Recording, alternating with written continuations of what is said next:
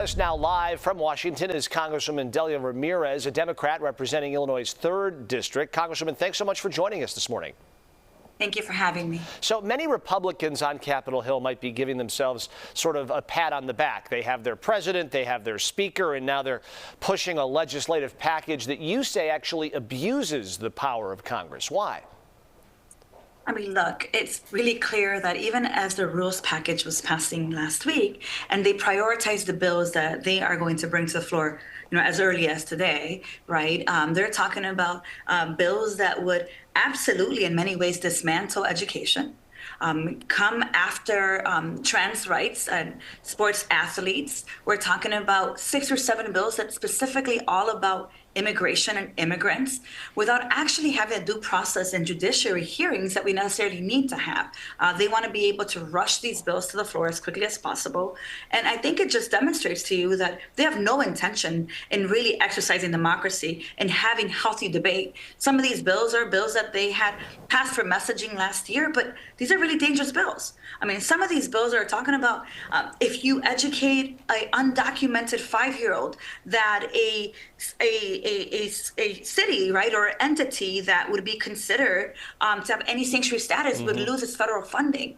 They're talking about putting work requirements for people who access Medicaid. So if you're too sick to work and you need access to health care, they're talking about banning Medicaid. And then the rules go on and on and on in ways to be able to ensure that the speaker maintains speakership, while Democrats have no way of negotiating or compromising or doing bipartisan work. Let's talk about that speakership, because it now takes 9 members of the Republican conference to trigger a motion to vacate. It used to only take 1, which is how the GOP lost its last speaker, Kevin McCarthy, of course. We all saw how quickly the old rule sent Congress into a tailspin of sorts. Do you think this is a positive step?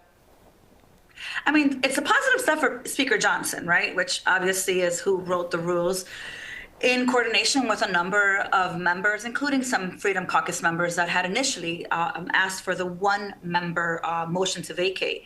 But at the same time, what this is about is making sure that Republicans at all times preserve power in the House of Representatives in order to pass these vicious, evil bills that would have decades and decades of impact across the country and globe.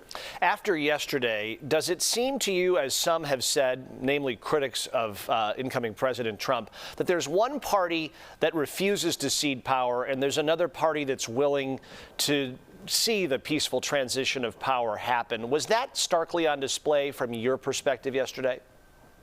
Look, Chris, I wasn't here 4 years ago. All I have is all the images that I watched over and over as I was in lame duck in the state legislature, and fearful because we had protesters there. But as I looked at the images that have been playing for the last few days, and I see colleagues of mine, close colleagues of mine, in that gallery under seats, it gives me chills.